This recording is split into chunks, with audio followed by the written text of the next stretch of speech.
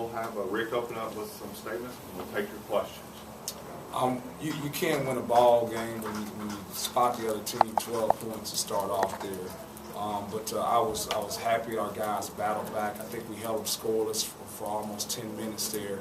They were stuck on 12 there for quite some time. But this game boiled down to our inability to make free throws. We did what we wanted to do against that zone, which was paint attack, get the ball into the paint. We got to the free throw line 44 times. I don't think there's a game that I've ever seen where a team gets to the free throw line 44 times and holds a team to 35% from the field defensively and lose. We had some crucial opportunities there that we gave them extra possessions. We didn't get a defensive rebound. We had told our team before the game that this team is really quick to the rim. And I think what they do is they get a lot of offensive rebounds because you're in a help situation because of their penetration. But this is really disheartening when you go out and you get to the free throw line 44 times and you have an opportunity to win. And we missed 20, but I think some of those were a lot of front end and 1-and-1, so really ends up being 2 missed free throws. How much does that mount on the team? Because it seems like you're doing what you want to against a team with a short bench like that, get to the line. How much of that mount on the team over time to continue to miss those free throws? You're doing what you want offensively, but you're missing the free throws. Yeah, when it first starts, I mean, you just got to be encouraging, and I think it's like a disease. I mean, because we've been shooting free throws, pretty well here throughout, and so I think once it started to happen and they started to see it, I think guys go to the free throw line, they're a little tight because now they know they have to deliver in order for us to have a chance. So hopefully this is an anomaly and not something that's a pattern, but I thought we've been a pretty good free throw shooting team this season. Looked like you were having some success with Gavin down low. You had 12 and 9, and then he didn't play much down the stretch. Was it defensively? Was there any reason for that, or? Yeah, he just was hurting us on ball screen defense.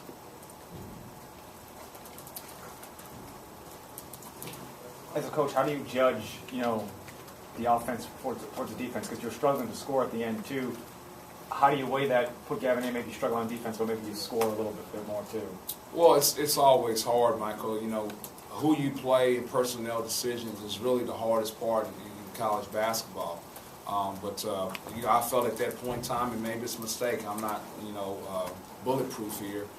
But I thought we needed to get some stops on the defensive end in order to have a chance to score on the offensive end. What are some things that you work on over the next couple of days to get ready to go on the road? Well, I think this is like Florida and Tennessee is a totally different situation. Tennessee is a team that's going to play a 2-2-1 press back to a zone the whole time. Florida's going to be a team that's going to run and jump, but they're going to go back to a man-to-man. And just so Tennessee's game, we got to look at that, what we did offensively and some things we did defensively as far as like not getting rebounds. But we just got to make sure we start preparing for Florida. What was going wrong in the first half offensively?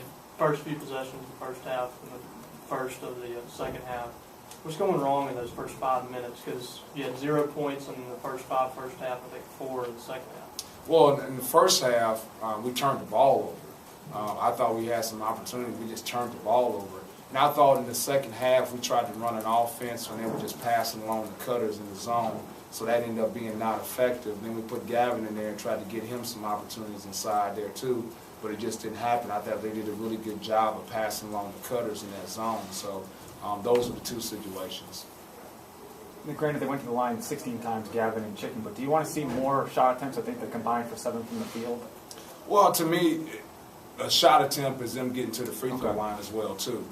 So, like, obviously when you get fouled, you don't get a shot attempt, but it's the same thing as a shot attempt.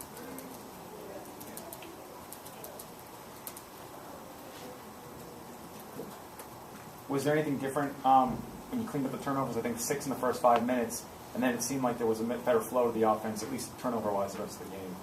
The one thing about I think we really did a poor job of, I thought we were really tight against that 2-2-1. I thought we had a plethora of opportunities to go and attack after we broke the 2-2-1 press. And I think if we had have done that, we'd have got to the free throw line 60 times a day. Because I just thought we had a lot of opportunities to attack the press at the end of it, and we just didn't do it. Just another personnel question. You started with the same 5, but they went down 12-0. Was there any consideration to maybe put Gavin or Rockwez to start the second half in the starters? Yeah, there was some consideration. Any reason why you went with the same starting five? I thought it gave us the best opportunity to get off to a good start. One more question? Okay. Thanks, Rick. Thank you.